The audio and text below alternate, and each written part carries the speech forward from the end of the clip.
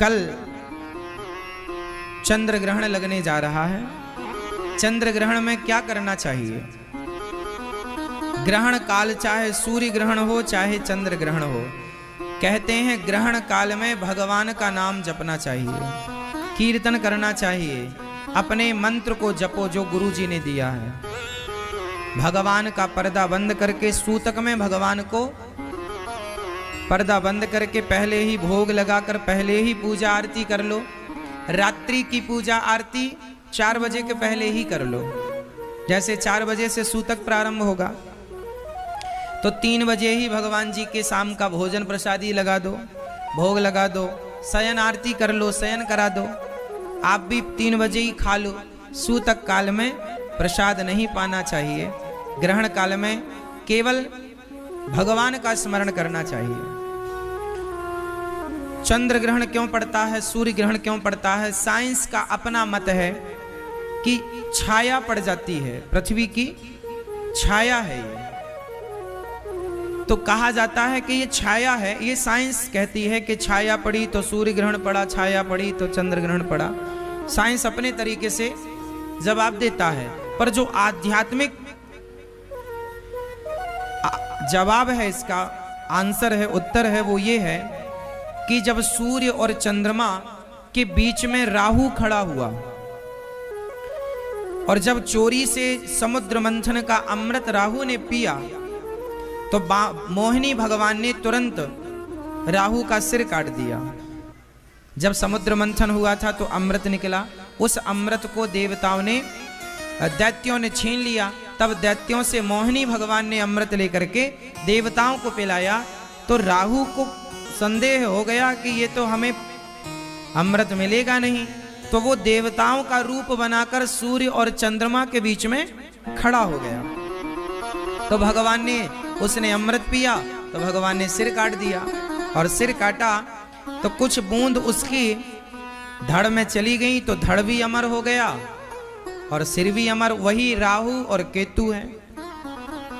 तो कहा जाता है कि सूर्य और चंद्रमा ने बताया था भगवान को कि ये राहु है, तो सूर्य और चंद्रमा को वह साल में एक बार परेशान करता है। कई बार जब ग्रहण काल होता है तो आध्यात्मिक लोग ये मानते हैं कि राहु भगवान सूर्य को परेशान करने जाता है और चंद्रमा को राहु परेशान करता है, अर्थात ग्रसने जाता है, उसे ग्रहण कहते हैं। तो साइंस का अपना उत्तर है, शास्त्र का अपना जवाब है, दोनों ही अपनी अपनी जगह सही है। इसलिए जो परंपराएं बनी हैं अनादि समय से, साइंस तो चलो आज आया, पर हमारे अनादि समय से परंपराएं बनी हैं। साइंस को तो आज पता चला कि ग्रह 9 होते हैं, हमारे ऋषि मुनियों को वेद पुराणों के माध्यम से तो सैकड़ों साल से पता था कि ग्रह 9 ही होते हैं, नवग्रह की पूजा होती है। तो साइंस कई बार अपनी जगह स्थिर नहीं रह पाती। जैसे साइंस ने कुछ वर्ष पहले माना कि प्लूटो एक ग्रह है ना, एक उपग्रह माना प्लूटो को, फिर बाद में नकार दिया साइंस ने कि नहीं ये ग्रह नहीं है ना।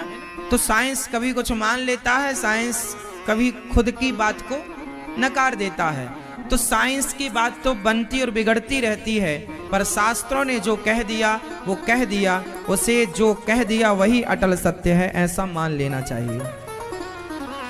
शास्त्रों के प्रमाण बड़े गजब के हैं। साइंस को पता चला कि पृथ्वी गोल है। कब पता चला बताइए? पृथ्वी गोल है ये सिलेबस में कब आया? ये पाठ्यक्रम कब लागू हुआ कि पृथ्वी गोल है? कब पढ़ाया गया? सारी दुनिया मानती थी कि पहले पृथ्वी चपटी थी। ऐसा सारी दुनिया, हिंदुओं के धर्म ग्रंथों के अतिरिक्त अन्य मजहब पंथों के धर्म ग्रंथ में तो आज भी लिखा है कि पृथ्वी चपटी है। लेकिन साइंस को अभी पता चला, अभी मतलब 100 साल पहले, 200 साल पहले, 500 साल पहले, और लो तो 1000 साल पहले पता चला ना कि पृथ्वी गोल है। मैं तो फिर भी ज्यादा बता रहा हूं कि 1000 नहीं, अभी कुछ वर्ष पहले ही पता चला कि पृथ्वी गोल है। साइंस को अभी पता चला कि पृथ्वी गोल है। हमारे भागवत जी में, हमारे पुराणों में हजारों साल पहले से ही एक सब्जेक्ट है, भूगोल। क्या विषय था हमारे यहाँ? भूगोल। तो हमारी जो वेद पुराण है वो साइंटिफिक है या नहीं? इसलिए साइंस का कहना अपनी जगह सही है। कई बार साइंस आज जो कहता है उसी को कल साइंस खुद नकार देता है कि नहीं जी ये जो कहा गया वो ठीक नहीं था। वो साइंस के बहुत सारे दलीलें बाद में समय आने पर उसे बदला गया, बहुत सारी चीजों में बदलाव हुआ, अपडेट किया उन्होंने। लेकिन शास्त्रों में जो पहले था, नवग्रह 9 ग्रह तब भी थे, आज भी 9 ही ग्रह हैं। साइंस ने पहले माना नहीं 10 ग्रह हैं, प्लूटो को जोड़ लिया, बाद में नकारना पड़ा कि नहीं जी, वो साइंस ने खुद नकार दिया कि नहीं जी ये ग्रह नहीं है। हाँ या ना? तो कुल मिलाकर के हमारे जो शास्त्र हैं वो अपनी जगह स्थिर हैं। इसलिए हमारे अपने धर्म ग्रंथों पर हमें ज्यादा विश्वास करना चाहिए, हमें अपनी संस्कृति पर ज्यादा गर्व करना चाहिए, क्योंकि आज साइंस जो कह रहा है वही हजारों साल पहले हमारे वेद पुराणों ने बता दिया था। अब आप ना जाने, ना सुने, ना समझें तो